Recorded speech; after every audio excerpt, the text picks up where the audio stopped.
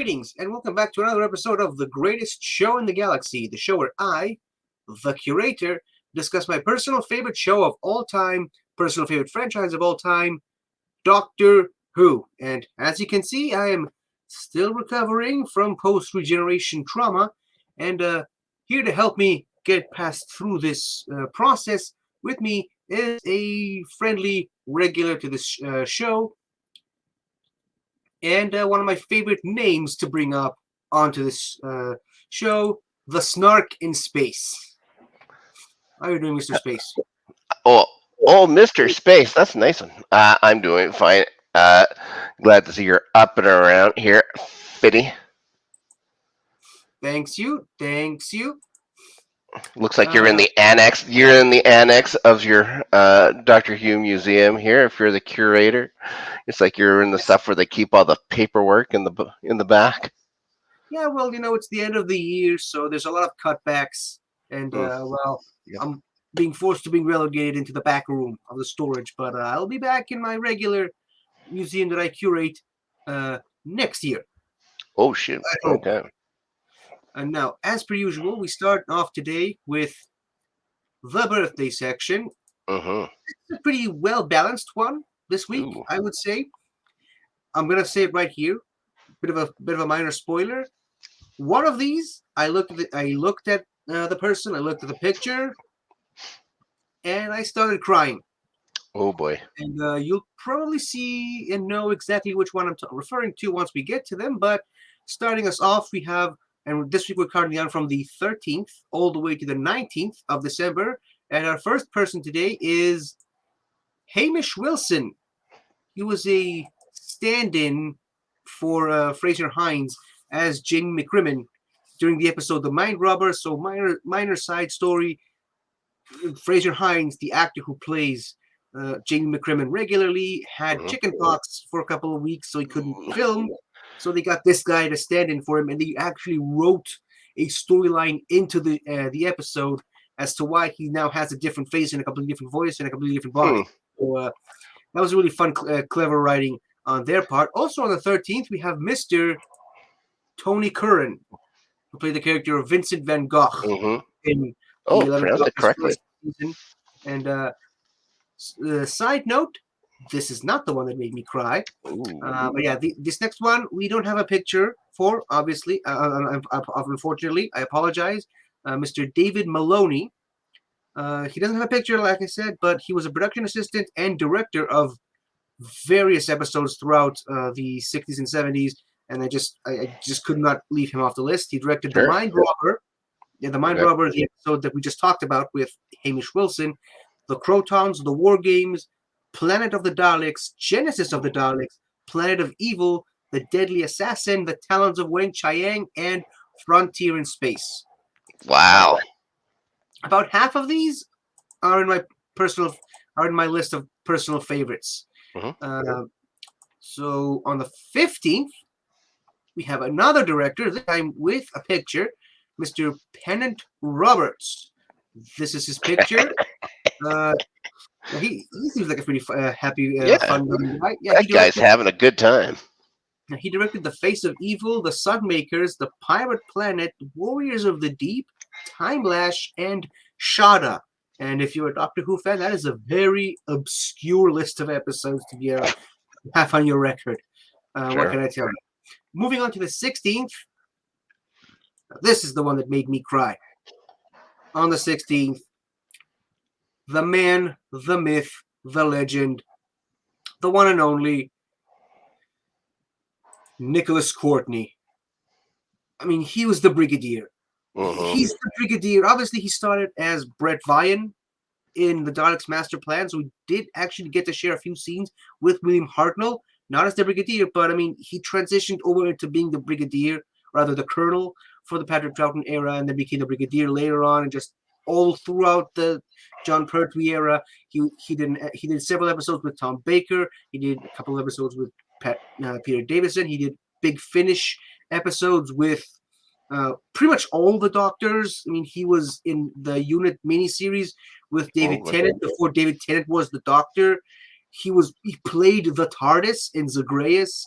Like this guy, right? Yeah, this guy, I mean, just you can see why I started tearing up when I saw his picture. And yeah, he got a reference in the Wedding of River song and another reference in Death in Heaven. And we miss him. We miss him dearly.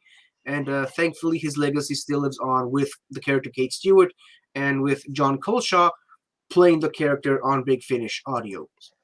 Also on the 16th, we have yet another director called Ashley Way. This is the picture right here. He directed a bunch of episodes, especially miscellaneous episodes, but he also directed about a lot of episodes from Torchwood and the Sarah Jane Adventures, as well as a couple of episodes from the Matt Smith era. So enough for a mention. On the 17th, another one that might actually make me cry.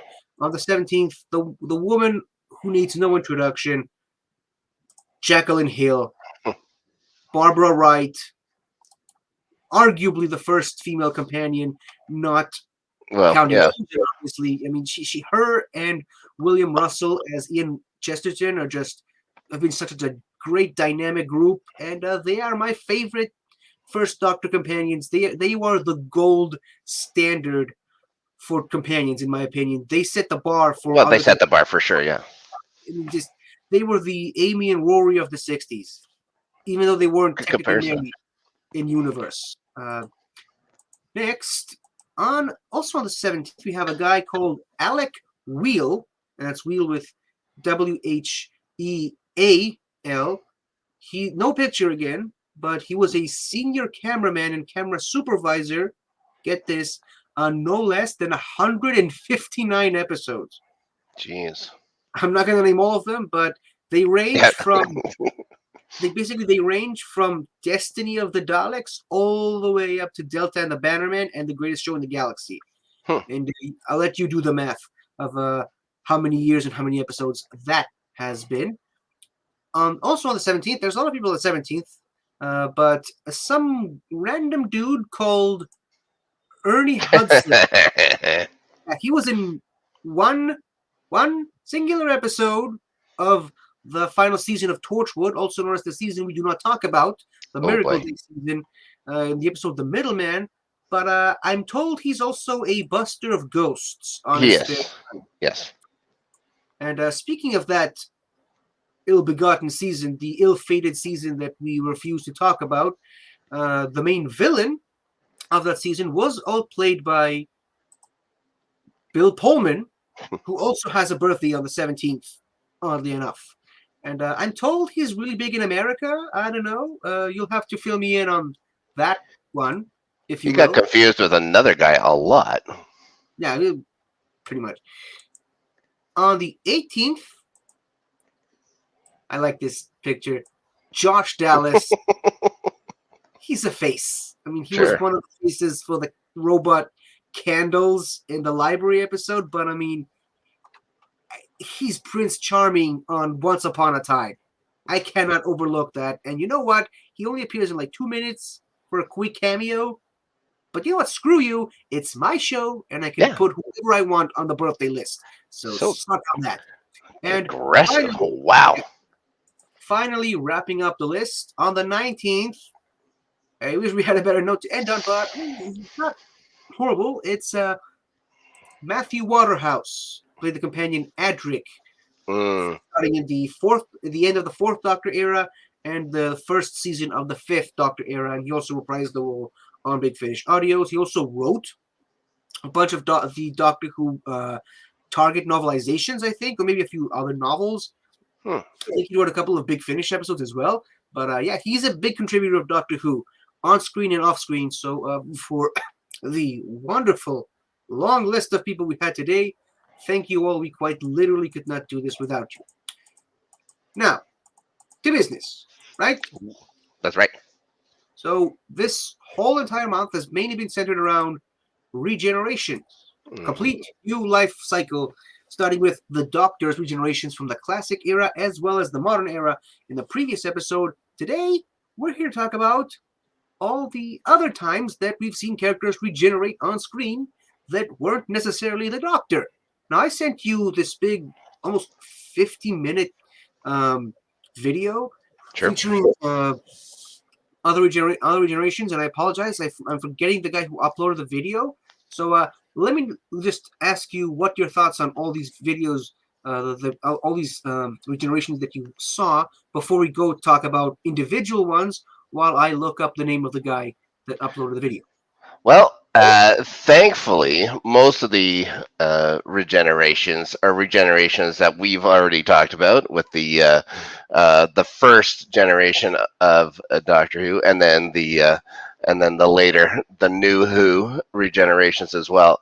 So when it actually starts back in, seeing things like the Master and how he regenerates, or Romana, how she regenerates, or what's his name? The Buddhist monk that Kenpo, was Kenpo Rinpoche. Kenpo import. Yeah, import. Oh my gosh, what and none of these follow any kind of rule when it comes to time lords. So uh, I don't know if the writers or whatever, just said, okay, is there anything special about the Doctor? Yeah, he can turn into someone else when he's gonna die and stuff like that. And these guys just ran with it. Okay, we can do all kinds of stuff with this, and they just made it. The Romana one, I think, is the most bizarre. Uh, I love the Romano the one. the one with the Master, uh, just assuming another living guy's body, just kind of almost like possessing him. Uh, yeah, there's a few things. There's things I have questions about. I don't know if they've ever been explained, such as when the Master changed while he was in the TARDIS or whatever during David Tennant's run, I think it is, and he remembers everything right off the bat. And the way they've been playing Doctor Who, especially in the new Who, is it takes them a little bit to get like the new Doctor to get used to how his new body. He doesn't remember quite everything. Like Capaldi, for instance, doesn't know how to fly the TARDIS and stuff like that. But this guy, the Master, gets it like this, and he can't have regenerated as often as the Doctor. At least I wouldn't think. I wouldn't necessarily say that. Yeah, well, okay, because Uh, yes, there's this whole other world in Big Finish where I'm assuming he'd be able to do those kind of things, but I have no even idea. even excluding the big finish, like when we first meet the Master in Hmm. canon in the television series, he's in his final body already, Oh, okay. and he's going up against the third Doctor. So the Roger Delgado Master is the 13th Master, technically. And then he gets several different regeneration cycles through Big Finish and comics and other episodes and all whatnot. So yeah, So it's pretty fair to say that the Master has had more bodies than the Doctor. I know they tried to explain uh, the Doctor's beginning with the timeless child and stuff like that. Um, but do they explain why the Doctor can regenerate so often? Like I always knew like the I thought it was like the rule of 12 or something like that, right? They could only regenerate 12 times. Well, But now it's just going to have you can do it infinitely now. I think the Doctor because can anyways. because the timeless child is the originator. That's where regeneration energy comes from. The Time Lords basically just stole that and manipulated it to restrict themselves into 12 regenerations. The Doctor isn't limited by that rule, at least not now, not anymore, not Right. since the time of the Doctor. So, And it's also going to bring me questions about Romana, but I don't know if you wanted to do this in like a linear way or a Doctor Who way, where we just go and we're going to pick and choose or whatever, because she literally changes into six different people within 2 minutes. yeah, this kind of goes into a. It's not technically confirmed, but it's a side fan theory that female Time Lords have more control over what they will look like once they regenerate, unless, of course, they regenerate in a type of situation where it's out of their hands, like a sudden death or something like that. So, and there is some stuff with Romana we got to talk about in the Big Finish realm, but we'll Ooh, get to that when we no get to talk about spoilers, no Romana. spoilers. Yeah. In the meantime, Trikoth Productions is the name of Okay. the person that uploaded the almost 50-minute video with all the Flies by. regeneration. Now, it doesn't have all the regenerations we will be talking about today. Some of them I had to manually search in other places, but it's a very, very good place for regenerations. And I think it might be time to update that one because it doesn't include the both of the regenerations from the power of the Doctor. Yeah, So it's a it little says bit, it goes up to 2020. yeah, yeah. I think it even says that in the title. Yep. So dated, but it's still great. It's very, very good. Highly recommended. If I can remember, I can ask Soda to put a link to it in the description. But Hmm. starting off our first of many generations, and actually the first time we actually ever see a Time Lord regenerating other than the Doctor, and oddly enough, also in a regeneration story, that being Planet of the Spiders, we have uh, Choji regenerating into Kanpo Rinpoche, or is that the other way around? In which Right. this just a regular standard face swap before they had the general rules of regeneration. Hmm. Obviously, this is a smaller clip from the much longer bit from the episode where we see basically it's revealed that Choji this whole time has been the future version of Kanpo Rinpoche, walking around waiting for Kanpo to die so that he can generate into him. So that's really the first time you ever get a hint of the manipulation of different rules for regeneration, and it's done by someone other than the Doctor for once. But what did you think about this scene? Besides the racist Yeah, yeah. We're gonna get face yeah. It's yeah. stuff, What? Yeah, it's not great. out of it. Uh, I thought it was good. Um, but I also thought that Chenji was uh, like a he was that what's his name was project. He was an astral projection. Like it wasn't like the guy was wandering around or whatever. It was also the guy. But uh, the one thing I liked was having him talk or whatever. Like you have Choji talking, and then just kind of repeating his word, like like record skipping or whatever. And then when he goes into the other body or whatever, then he just keeps going on with the story. I like those kind of things. I thought the just changing into him was fairly simple, but that was the style at the time. Yeah, 50. and it's pretty much the same that they did later in that episode for changing from Pertwee to Baker. Yeah. Uh, yeah. Um, yeah, it's fine. You know, as for it's not the best character. I don't know how long we want to talk about Choji, but uh, yeah, the whole that whole regeneration thing was fine. Just seeing him kind of go to sleep and wake up as Choji, but he's quick to say he's not Choji anymore. That he was always the other guy. It was Kanpo all along. Kempo, yeah, he was Kempo. Yeah, And then Ken and and M. yeah, I get oh confused yeah, also.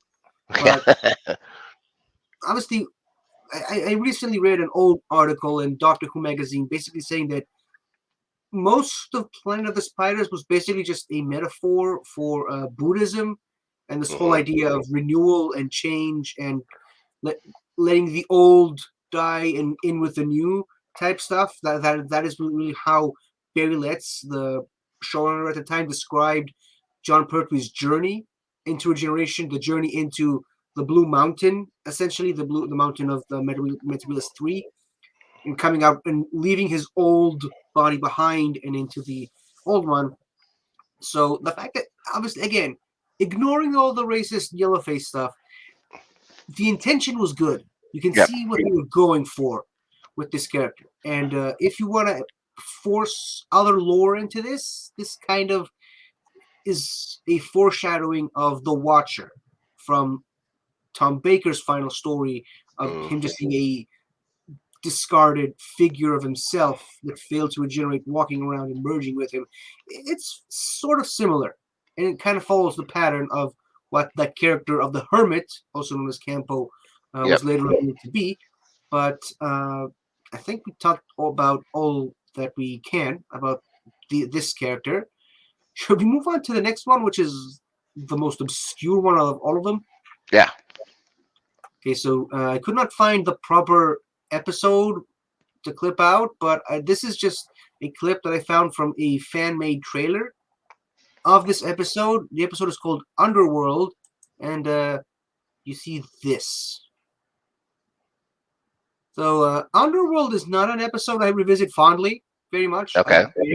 I barely remember what happens in it. The main point that I do remember from that episode, basically, there's this civilization called the Mayans that the Time Lords visited fairly early on in their development, and they basically just gave them the gift of regeneration. Because Time Lords used to do that back then. This was before the Time Lords set up their non-interference rules, and they just gave them the ability to regenerate. It's pretty nice. They were generous once upon a time, and they treated it as a gift for the most part until several thousand years later, where they just kept regenerating pretty much infinitely, and they just could not die. And every time they died, they got young again, and they went back to the start and just had to relive their life all over again for thousands of years. Which is when they really hammer the point home that infinite life is not a gift; it's more of a curse Mm-hmm. than a gift. And the Time Lord, they refer to the Time Lords as gods in this episode. They do not like their gods. They're not big fans of the Time Lords after what they did to them. If you ever get a chance to watch that episode, I recommend it just for that. But now that I basically told you that story, I think this is the first time you hear anybody about this, right? You haven't watched the episode, right? No, no, no. So go check that out. I didn't really spoil too much. I mean, that's really a minor detail. Yeah, Well, no, it's fine. but what do you think about this story that I just told? Well, I think if that lady is supposed to be mine, I think that's just as good as the Choji episode where they are taking a cultural identity and just whitewashing it. So maybe not so great. No, they're not Mayans. They're a different alien species. They're not humans. Oh, okay. When you say They're not, Mayans, I'm thinking the Maya, like the no, ancient not the Mexican. Earth, not the Earth, Okay. Mesoamerican Mayans. All right, then that's fine. These aliens on this Earth called Mayans. That's it. Yeah, yeah. That's the trouble with regeneration. The trouble with the having to live life over and over and over again. It would never, like, for instance, it would never be for me. Like, getting to see everybody you've ever known grow old and die, and you have to sit here with the pain for it for eternity. It would be, yeah, not cool. So, yeah, I've just only seen that clip from that episode. So, yeah, it'll be an interesting watch when I get to that one for sure. But So technically, that an entire civilization of people that can regenerate, but yet aren't time lords.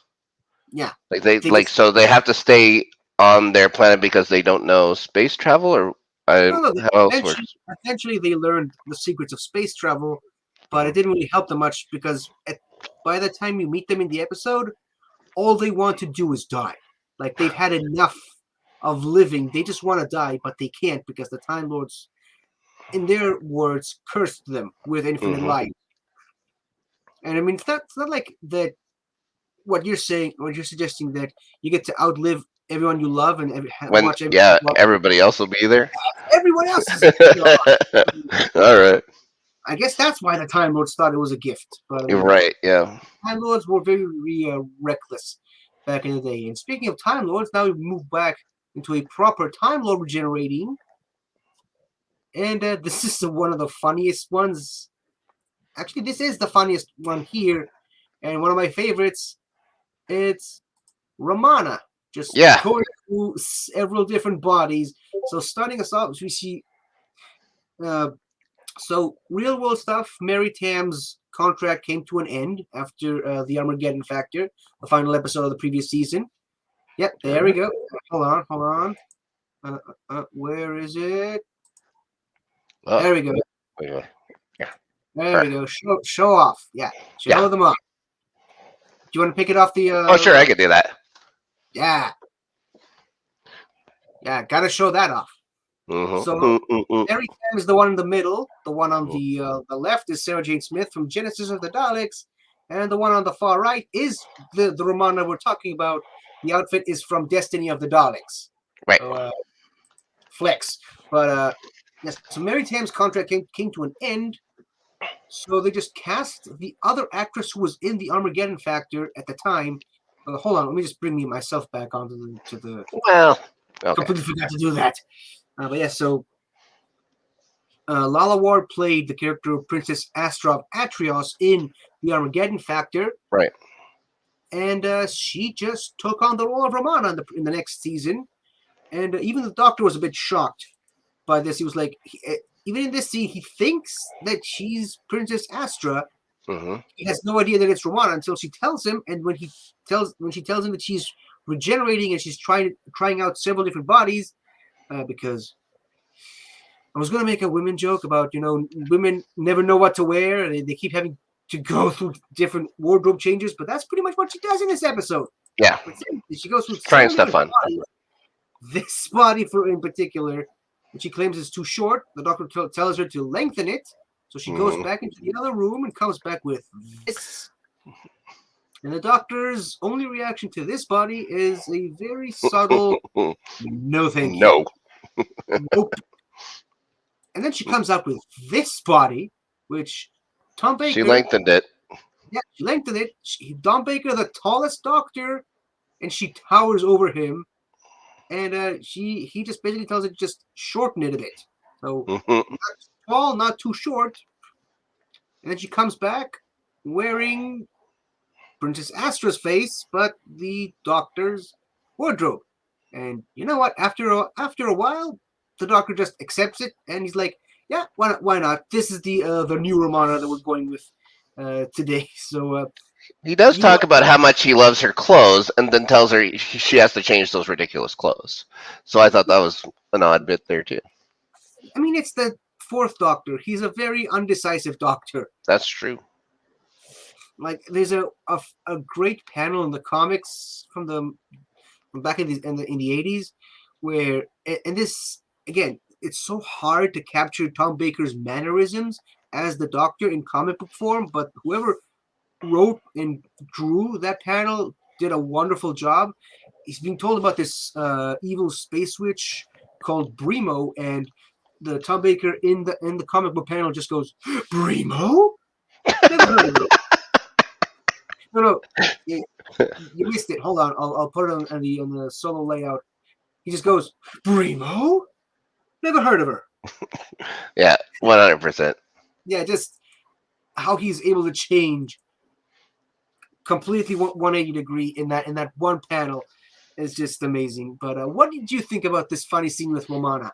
I think we talked about it. We talked about it earlier. It like, yeah, of course, entertaining, but confusing to anyone like trying to follow along with any kind of like Time Lord lore, and how she could just go like this, and everything just changes like that so fast. But then you're saying that there's something to be said about female Time Lords, and that they're able to have more destiny over their bodies and stuff like that when they change or whatever. I still think it's quite odd that she got to do 5 different generations. Well, almost 6, I guess, seeing how she went back to another one that wasn't her original one. But yeah, it's still fun. It was a fun scene. It didn't line up with anything else, but it explains maybe one that's going to come up a little further down the line. It's all Romana's fun, so it was fun to see. It was fun to see that little bit. I've never seen that regeneration before.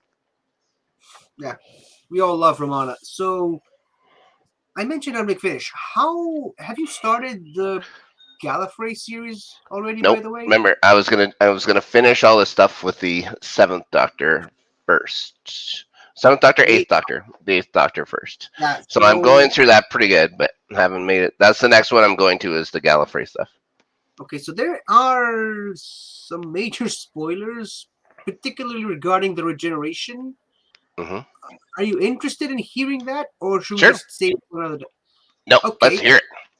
Okay, so in the Gallifrey series, it's revealed that in Romana's first body, specifically the Mary Tam body, when she was a little girl in the academy, she ran away from her lessons at one point. She somehow found her way into the Matrix, which I guess Time Lords can just little time children can just walk into the Matrix whenever they want to. Back in those days, Sure. she was infected with the spirit of Pandora. Pandora Okay. being the first female president of Gallifrey, the first female Time Lord president, and she ruled with an iron fist. She was Hmm. vicious, she was ruthless, downright evil, calling herself the Imperiatrix, and her even though the High Council deposed her and sort of removed her body and kept her consciousness within the Matrix, she was able to infect the mind of the first Romana, and really came into prominence after the events of the Armageddon Factor, which was Mary Tam's final TV role. Hold on. Actually, first, that wasn't her final TV appearance. I'm pretty sure she made an appearance in Dimensions in Time. Right. Less said about that special, the better. Mm. But that was the Mary Tam's final official episode as the first Romana. And then somewhere in between the Armageddon Factor and I believe it's Destiny of the Daleks when we see the new Romana first. I might be misremembering things a little tiny bit, but between Romana's last and first appearances, the Pandora persona started to branch out and actually started to take over, which is why she forced herself into regenerate, and that's why she needed a new body at the beginning of this episode. Now that I kind of think of it, I think it was Destiny of the Daleks. I might have to look that up later just to satisfy my Yeah, your insert. own curiosity. Yeah. But yeah, that's why we see her testing out some bodies, and the first thing that came to her mind just happens to be the body of this other girl that she met in the previous episode, which is actually a really fun moment where in the Armageddon Factory we get to have both Romanas on screen at the same time before the other one was cast as Romana. And obviously there's other stuff with both Romanas in Big Finish on the Gallifrey series, but I'll leave that up to you. Good. But I just think it's really, really funny that they do not care about the rules of regeneration at all. Like, you figure it out, fans. You're Yeah. smart. You figure it out. Mhm. We're just having fun with this. We're just enjoying. And if it is Destiny of the Daleks, then that's Terry Nation just having some fun with regeneration. But any other final thoughts while I look this up?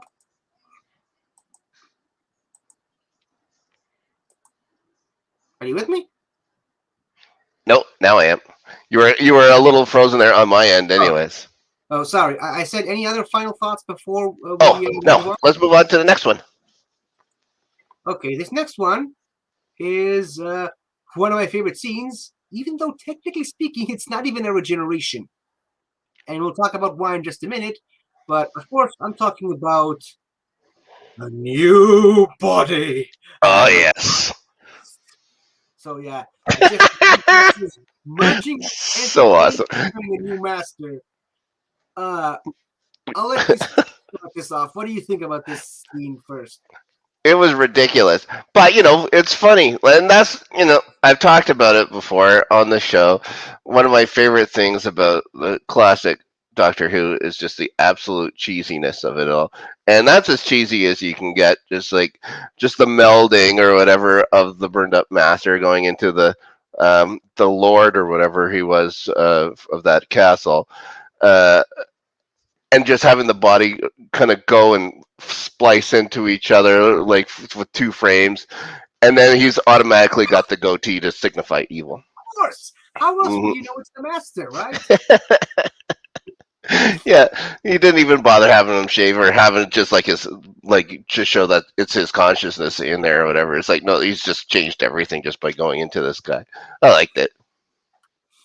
So, first things first, it is Destiny of the Daleks. I get to keep my Doctor Who fan card after all. But basically, in the episode "The Keeper of Kraken," which is the weirdly enough, the only time we ever see the Jeffrey Beaver's Master on television, and it's the second appearance at all of the burnt master, the crispy master, the decayed master, whichever way you want to call it. This is the second ever appearance of him on television. He first appeared in the Deadly Assassin, played by Peter Pratt, and Hmm. then Jeffrey Beavers in The Keeper of Traken, and then never appeared on television again. Even though, weirdly enough, Jeffrey Beavers is the only one of the classic masters who is still alive and still continues to play the character on Big Finish still to Oh, this I day. think we've talked. I think we've talked about him before. That he's the only one still going. Good for him. Okay, I like to mention that fact while on Hmm. the show. But basically, in that episode, The Keeper of Traken, uh, what the master did is something that he will try to do again several other times later in the Doctor Who timeline, but knowing that his body has just ran out of regenerations and he has no more regenerations left, he just traps the Doctor with using his TARDIS and tries to take over the Doctor's body, and as a result, add the Fourth Doctor's remaining regenerations to him, essentially becoming the Doctor. Something pretty similar that the Eric Roberts Master tried to do in the TV movie, as well as the Sasha Dewan Master Hmm. kind of already did in The Power of the Doctor. But after failing to do that for the first time, he then there's this big cliffhanger at the end of the episode, like literally the final scene of the episode. It's just Tremis, the father of Nissa of Traken, who later Hmm. became a companion of the Fourth Doctor, uh, says to his daughter, "You go on ahead. There's something else I want to look into." He walks back and he finds the big clock, the grandfather clock that was the Master's TARDIS secretly. He doesn't know what it is because apparently Drakonites don't have clocks. So he just, for some reason, decides to touch one of the dials, Yeah. gets frozen in place, and then the Decayed Master walks in and just takes over his body. And I just love the whole "a new body at last." And then I like how they tried to line it up so that they're both kind of having their heads sort of at the same angle, but not quite. And all three, yeah, I thought that was fun. Nothing ever quite lined up right, you guys. yeah, but I mean, they did the best with what they had at the time. Yeah, but And that's what makes it fun. I love that kind of stuff. I love mistakes. I love those little subtle things or whatever is what makes that show so fun. these Where it's things still not perfect. happen today, Oh yeah. occasionally. But something that's very important to stress out is that this Anthony Ainley Master is not a Time Lord. He's a Trakenite with a Time Lord consciousness living inside Mm. him, but he's still got the body of a Trakenite. And once again, because Anthony Ainley passed away and Jeffrey Beavers didn't, they just wrote it into Big Finish that, after uh, several, a little bit after Survival, which was Anthony Ainley's final TV episode, that body just wore itself out, just got too old and just died because it's only a Krakenite body. It's not a Time Lord body. And he just went back to the Decayed Master with Jeffrey Beavers, and he just kept following several other incarnations of the Doctor around as that version of the Master before getting a new body. A new body at last. Wait, I'm trying to do this. I'm trying to do the look. Maybe we Hold get. on, We'll go hold the on. same way. Which way do you want to go? Oh, you go. We'll go this way. And then merge together. Oh, it worked now. I'm 50. Woohoo! Okay. Uh, so, not much else to say about this Master. You want to move on? Sure, let's go to the next one. These are fun. Yeah, this is somehow still the Master. Hmm.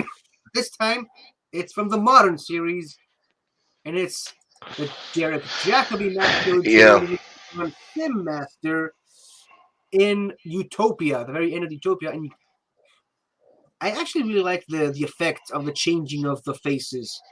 A lot more than some of the Doctor ones that I talked about last week. But this was a big, massive thing at the time. They finally brought back the Master. They took him 3 seasons, but they brought back the Master in the revival era, and you get to see the first proper ever regeneration scene with the Master. Like, remember, this thing, a new body. That's I'll not never a get tired of it. that's not a regeneration scene. No. This scene is. It is Yeah. the first time we ever see the Master regenerating on television, and the effects look weird. And there's a bit of a side story that they tried to make the regeneration energy look exactly the same as the Doctor's regeneration energy back in the Parting of the Ways, Hmm. and it's one of those weird uh, production myths that no one knows why the energy looks the way that it does with the multicolors and the people call it the rainbow regeneration.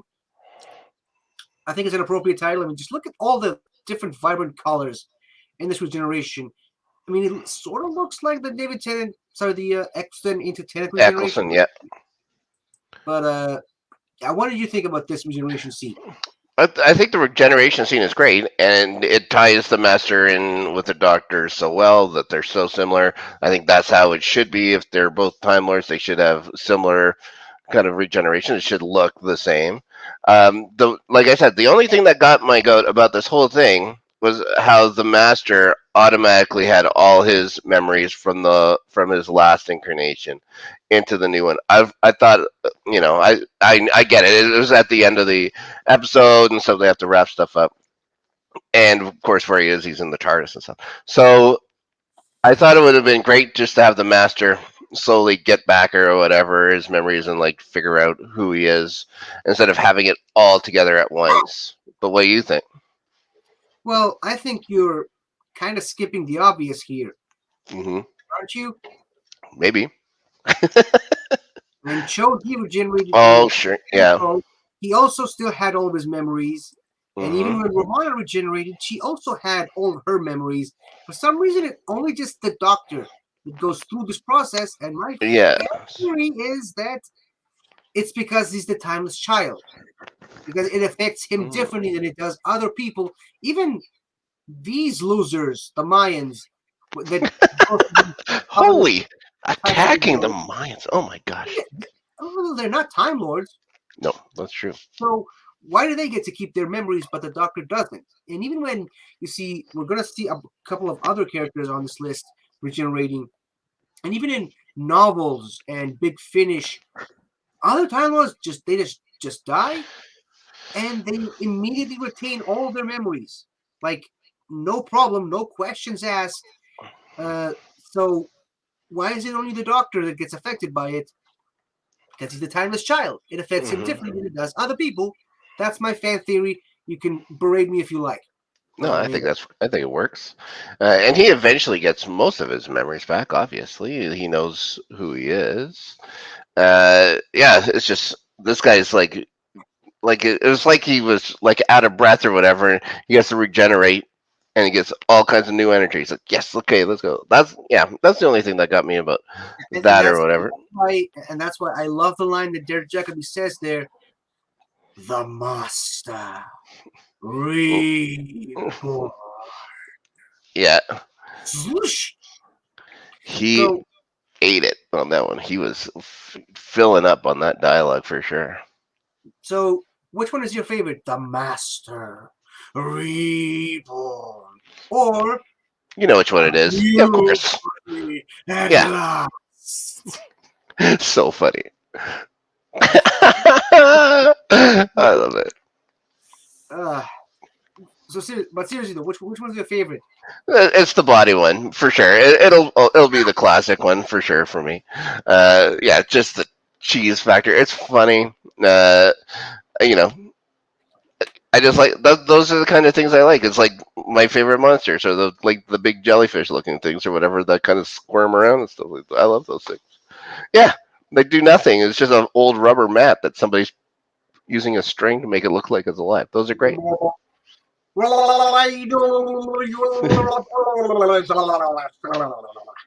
Yeah. So yeah, I'll always be on the side of cheese, but yeah, it looked cool, and it tied the Master into the new Who universe, I think, pretty nicely with that regeneration. But yeah, I prefer the other one. Cool. And that was the first, but certainly not the last time we saw a character other than the Doctor regenerating in the modern series. Because next we have Melody Pond Mm, regenerating in the streets of New York into a toddler, apparently. So this whole thing, just when it happened, it raised so many questions. And even when we got the answers to some of them, it raised even more questions. Okay, so after the massive two-parter that was The Impossible Astronaut and Day of the Moon, we get treated into this sort of post-credit scene of just that little girl from the astronaut suit running around the streets of New York dying. I think the wiki explains that she got some sort of disease on the streets of New York. It doesn't. I ooh. can't remember what the name of the disease was, but she's like, "I'm dying, but I can fix it. Look." Yeah, that poor guy. Some poor homeless man in the alley. He's like, "You okay, little kid?" It's like, "I'm dying, but hold on, I'll be fine in a second."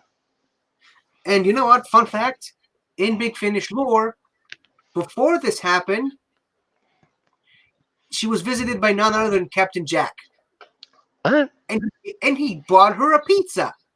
Oh, that's Because nice of him. yeah, that's very. It's just this, and it's called "The Lives of Captain Jack." The episode is called R and J, or J and R. I can't remember. Okay. Basically, just River Song and Captain Jack meeting each other at different points in their life, and it's so good. I highly recommend listening to that one. But Sure. so later in that very same season, we learned that Melody, after regenerating into another body, she regenerated into a toddler. And basically, had to Right.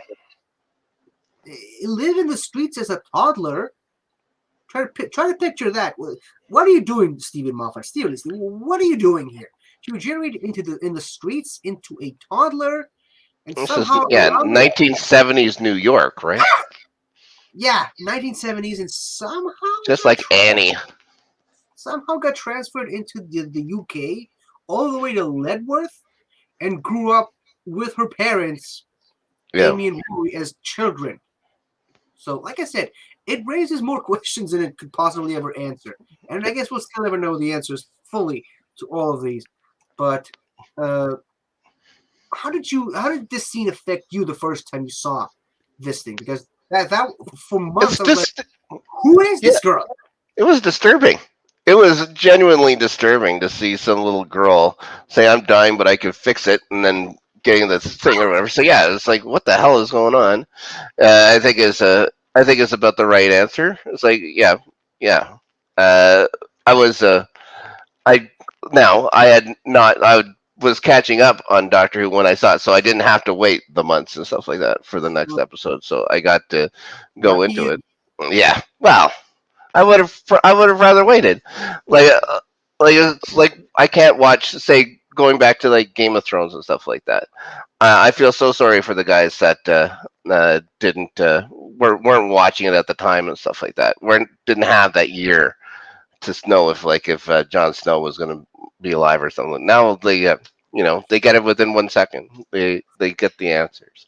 So yeah, I would have looking back, I would have preferred to have seen that episode happen live, but And yeah, so it wasn't as much of a thing for me because it was basically the next episode I watched. I went through click next. So and that is television at its best, really, making you wait with the cliffhangers and stuff. hmm And that's why they're there. speaking of cliffhangers, one of the biggest cliffhangers of that season was the revelation that Melody Pond was actually Amy and Rory's daughter, aka River Song, and then we're treated into the episode Let's Kill Hitler, where this happens. Boom. And she regenerates in Hitler's office. This douche is watching for some reason. And And it was Hitler that shot her, right? yeah, Hitler Yeah, shot her, and yeah. she poofs into River Song. I rewatched that episode today, by the way. Oh, did you? Yeah, I'm doing a rewatch with my mom, and we finally caught up to that episode. Oh, cool. So it's weird how these things work sometimes, but I'm thankful that it does. But Yeah. so first of all, the revelation that this character Mel's was actually Melody the whole time, and then there's no like journey to getting to River Song. She just immediately regenerates into River Song, but it's not the River Song you know yet. It's a younger River Song at the beginning of her career, essentially. What did you think about this scene when you saw that for the first time? Obviously, you didn't have to wait the 6 months. I Right. can't remember how long it was, but I just remember that between A Good Man Goes to War and Let's Kill Hitler, there was a couple of months, and I traveled abroad to London. I went to the Doctor Who experience where I saw the Oh, this trailer. one. Yeah, Okay. the trailer for Let's Kill Hitler for the first time, and they really promoted the hell out of this being a story about Hitler. And then this Hmm. happened, and Ben loves the episode, but to him it's just a cop out. It's a cheap cop out that there was a bait and switch. But you know what? Because they got to live through it, I love the bait and switch. But what do you think about this scene in particular? The scene is incredible. With with her having to, when them finally coming to a realization. The whole bit where he says like, "You named your daughter After after your daughter. your daughter." It brings the whole timey wimey mumbly bumbly stuff into it. Yeah, it's a great regeneration. It's a great scene, but now this is what I was talking about before with Ramona and about female Time Lords, because the last thing she says is Mel's was like, "I'm really concentrating on a dress size." So that's again was about having to like getting to choose kind of their destiny, about kind of getting to choose about how she wanted to look in the next one, which is something that the Doctor hasn't been able to do either. He just gets what he gets. That's why he's always so, I think, so surprised about what he has or whatever, and he always wants to be ginger. He always wants to use other things, but he But you doesn't know what? get it. You know what? I think, and this is just a personal feeling. I think Mhm. the Doctor prefers the mystery Sure, of yeah. not knowing who he's going to be, because even and again, if you follow this fan theory that female Time Lords can have a bit more control over what they look like when they regenerate, Hmm. we just had a female Doctor. She could have chosen what she was going to look like, and Hmm. her last words were, "Doctor, whoever I'm about to be, tag you're it." Right. Like, she didn't even bother to choose what she would look like. She wanted it to be a surprise. And it was a surprise, but not necessarily the one we were expecting. Maybe we were, I don't know. But it was definitely not the one she was expecting, or he now, because it's Tenant. But yes, so even though the Doctor repeatedly says that he wants to be Ginger one day, he never really makes much of an effort to concentrate on what he was and what he wants to be. So Yeah. gets what he wants. And even the 10th Doctor goes like, regeneration is a lottery. Yeah. Well, it is for him. It doesn't seem to be as much of a lottery for any other Time Lord. Well, that's Yeah, fine. because again, the timeless child. Think That's right. about that for a minute. And Hmm. and I'm sorry to have to go back to this again, but even Choji Kenpo sort of knew what he was going to look like in his next life. So you know, only the Doctor gets to live his life a mystery. But speaking of the timeless child, Mm. time to wrap this up with the first ever regeneration scene we see on Gallifrey in the show. Well, not in the show, but just canonically, the first ever regeneration Right. taking place in Gallifrey. The timeless child herself, the moment that broke the internet, and not in a good way. Uh, so yeah, Tectayun stepping back, and we see the timeless child changing uh, from a little black girl to a little Asian girl, which, again, because the internet is a weird place, a lot of people had issues with the fact that they made the first Doctor a black girl and then an Asian girl.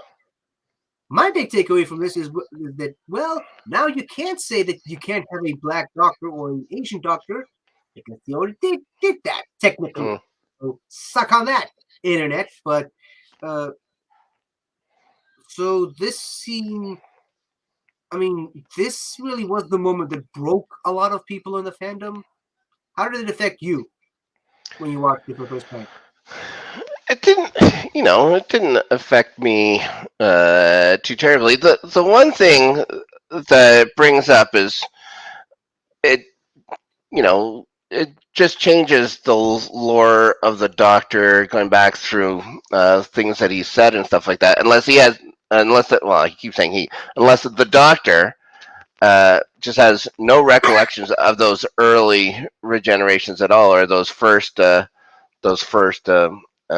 incarnations of themselves, because they would say like was Matt Smith saying that here comes number 13 or something like that? No, part of it. But we've already seen two other doctors, so that technically would have been 15. The new doctors going in are technically 16 and 17, I think, that way. 17 and 18, and who Well, knows how many more. So number on it, you'll yeah, break your. yeah. So yeah, now you can just throw numbers out. I think that's what the Timeless Child shows, that just throw. There's no more numbers. It's determined that the Doctor can do this, uh, as it seems seemingly as often as they'd like. So yeah, so now you don't have to figure out however many more. It's just the Doctor will always be there unless something happens. I don't know what would ever be able to stop the Doctor now, though. And There's no like, finite number yeah, as far as we know. it's a very good. It's a way of. It's an easy out of the whole limitation. The one thing that Stephen Moffat repeatedly said that he hated was the 13 regeneration limitation. That's the whole reason he did what he did in the time of the Doctor, where he just put a Yeah. stamp on it that nope, Matt Smith was the last one, and then I gave him a new one. So suck on that with the whole no more regenerations. Like, I changed the rules of regeneration because I want this character to go on, to keep on existing regardless of the limit. And Yep. then Christina basically took that ball and ran with it. And I love what you said earlier about that it changes the lore a little. A lot of people just, and this bothers me again because people are just saying that it breaks canon, it changes everything we knew about the Doctor at all. And if you actually do watch all of Doctor Who from the beginning and actually pay attention to what he's saying in some of those scenes, no, it doesn't. It does not. The I was gonna Doctor, say if that's true, Doctor Who is the Doctor is the one that breaks canon the most. Like yeah. it's happened all the time. Like we're watching it right now. How things just they're different. They just change. I It's mean, case in not a point, big deal. look what happened in Jodie's last episode. Seriously. And like, there's this great series on YouTube called Doctor Who Broke Canon. I highly recommend watching it because, first of all, it'll melt your brain. Some of Ooh. the stuff that this guy comes up with on the show, but it really just emphasizes the point of how incredibly pointless canon is, especially for Doctor Who, and just trying to keep everything to a certain rule and a certain lore, and just, you know what, throw canon out the window. Just enjoy the stories. As long as you enjoy the stories, that's all that matters. You don't have to keep a keep a canon thing for it to work. And like I said, if you listen to some of the stuff that the Doctor says on numerous occasions, certain things that happen to the Doctor, regardless of which era you're talking about, whether it's the McCoy era especially, but also even in the Hartnell era, there are some hints towards the Doctor being more than what we've always thought he was. Right. So the idea of the Doctor being something from Gallifrey's past, more than just a Time Lord, that's always been there. It's not something that Chris Chibnall added because he wanted to put his stamp as showrunner. It's always been there in the narrative. You just didn't want to see it. He just forced you to see it. Whether or not we needed to see that is a completely different issue, but it's always been there. Like, so just get that out of the way. And now this brings us to the final regeneration of Tecteun, where she Right. injects the regeneration energy into herself and regenerates for the first time, the first ever Gallifreyan that regenerated. into this guy, which this is another one of those cases of Chris Chibnall putting a stamp on it that no, Time Lords can change gender, they can change their skin color when they regenerated. I'm pretty sure that Stephen Moffat already did that with the General, which Right. Yeah. I'm now realizing that I've completely forgotten about the General. I apologize. I thought I had him, but let me see if I have a When clip. And you that's just when the talk about 13th Doctor shoots the General there the 12th with Doctor. Clara. Yeah, 12th Doctor. Sorry, 12th Doctor. Yeah. there it is. I found it. So let's just talk Okay. about Taeyun, and unfortunately, we'll wrap up with the General. I apologize for forgetting this guy. Sorry, It's but it's a what time did you it's a think of time it's a time Taeyun? thing. I thought it was cool, and then I looked It's a at timey-wimey thing. right. It's a timey wimey thing here on the show as well. Now I thought it was cool looking in and stuff like that, and like her making the ultimate sacrifice for her science or whatever. It's like the only way she was ever going to tell if this worked is if she offed herself and stuff like that. So good thing it worked. It's a good thing she figured it out. Oh, I Well, think you're would have frozen. been pretty dangerous if he didn't. Mm-hmm. Gutsy. She's gutsy. Am I? Oh no, you're okay now. Yeah. Am I still frozen? No, you can. Well, you keep kind Yeah, I of suppose getting a it's little the frozen. strain of having to upload the. Mm-hmm. Yeah, That's fine. it's from having to upload the generals. Yeah. Mm. So while the clip itself is uploading, if you can still hear me, Mm-hmm. can you talk about the general before we see the clip? And I'll leave Uh, that up to you because I don't want to trust my internet at the moment. I'm trying to remember that episode. I remember them being in Gallifrey. Uh, and I can't remember. Has the Doctor ever shot anybody on the show before? I know he said he could do it because what did he say Oh to yeah, Clara that it's like a death is like a human flu or something like that in Gallifrey if I remember right. But yeah, I don't remember the yeah. Doctor shooting too many people, like killing them. Well, killing them on the show before that. But you would remember much more than my about things like that. It was a very. Yeah.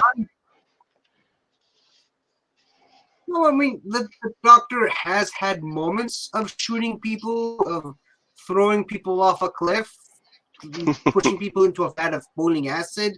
The Doctor has had these moments. They're not great highlight moments for him as a character or her as a character, but Right. the Doctor does tend to do that. It's sort of like how people say that Batman. Batman doesn't kill, Superman doesn't kill, and if you actually read some comics of Batman and Superman from the 30s and 40s, they killed a lot. And this is an Wow. argument that Soda refuses to give up on. He's like that's the hill that he wants to die on. Of just he will argue you to your last breath about the point of the doc of some of the stuff that Batman and Superman did back in those days, in those early comics, before they established the code Yeah. for those characters. But yeah, I guess that's what happens when you let Clara Oh, take over the role. oh boy. Gee whiz. Poor Clara. And that just shows you how much of a toxic influence that character has been on the Doctor. She That can is the hill that drive I'm willing to die on. a good person to kill. Oh my goodness. Clara Oswald, guys. Yeah, look at what you did, Clara. It was Clara all along. And now here's the scene itself. Now we're just seeing the regeneration of Ken Bones. I can't remember the name of the actress at the moment. I apologize, but there we go. Again, I love like that look. It's like, yeah, he's yeah. like, "Are you all right, sir?" And she's like, where are you going, sir?" He's like, "Oh, sorry, ma'am." So, and this is actually goes into a bit of a lore about this character. That was the only ever incarnation of that particular character who was a male. Like that was his Oh. 11th incarnation, I believe. That was his only male version. All the other ones was female, and even she in this episode, when after she finishes regenerating, she gets up and is like, "Back to normal, am I?" Oh God, I used to be a man in that final generations. How do you cope with all that ego? Oh, right. Yes, yes, of course. And even there in this scene, you see that she gets shocked and she gets back up like nothing ever happened. No Hmm. loss of memory, no nothing. And again, female Time Lord have a bit more control about what she can do and what she can't do. But still, I mean, that just puts a finer point in it. That like only the Doctor has to go through this process because A, it's funny, and B, because it's a great setup for a regeneration story. That's what regeneration stories are built on, the post-regeneration trauma thing that the Hmm. character has to deal with regularly. So I guess that's why they keep doing it, because of the regeneration, the post-regeneration stress, and because it's a good narrative. But yeah, anything else you want to talk about before we wrap things up? I can't wait to see your hair regenerate. I can't wait to see it regenerate as well. But that, I'm afraid, is a story for another time, and Mm. probably not even on this channel, but or this show, I should say. But all that being said, once again, apologies to the general for forgetting his slash her There, regeneration. But there. I am a terrible person. It's weird to me that I remember Destiny of the Daleks, but not the general. Uh, I'm Yeah, just it I'm, happens. to quote the War Doctor. I'll have to live with that. But Mr. Snark, where can the people on the internet can find you when you're not on this show? Well, if you're not watching this show, then you can find me also on the Northern Entertainment Group on a show Tuesdays called Have You Seen This? It's a show just about more people on this network, Daniel and Dave, and we talk about what's going on in the world of television, what we've been watching, what's been interesting us, sometimes things that we do not like at all. Getting to be the end of the year here, 50, so maybe we'll have a couple of lists about things that we liked the most, actors and actresses that we liked the most, maybe some shows that we didn't like as much. That's all going to be coming up, I believe, Tuesday on this very network. Also, been doing lots of stuff with the World Cup through the LGR network. The highlights. That's wrapping up this weekend. Big match, and I'll have a kind of a World Cup wrap up next week as well. Be our last Go show until the new year. I'm sorry. Go Argentina! Oh yes, the Argentines. What a story! Messi would be fantastic. It'd be a fantastic way for Messi. Messi wins that World Cup. You got to put him into that consideration for maybe the greatest player of all time. But You, we'll see. you know, France is tough. you know what's the funny thing about this is though, Hmm. is that if Morocco beats France and the final match ends up being Argentina versus Morocco, Hmm. my dad is Moroccan and my mother is Argentinian. Oh my So gosh, they could that is just, drive the family apart. well, I mean, they've already divorced when I was 2 years old. So you know, Oh, yeah, maybe they maybe they they saw the had me, future like Doctor Who. yeah, they had me. They realized what a mistake that was, and they got separated. That's Oh my pretty much goodness gracious! it. Wow, we. Yeah, so we'll be talking about that and more, getting set up for the Premier League startup again in the new year as well. Okay, cool. And you can find me every Monday talking about the greatest show in the galaxy on the greatest show in the galaxy, and every Saturday on the Northern Countdown with my two good friends Soda and Ben, who also have their own show on this channel called Northern Rewind, where they Mhm. talk about random movies from a Schmodown wheel every week.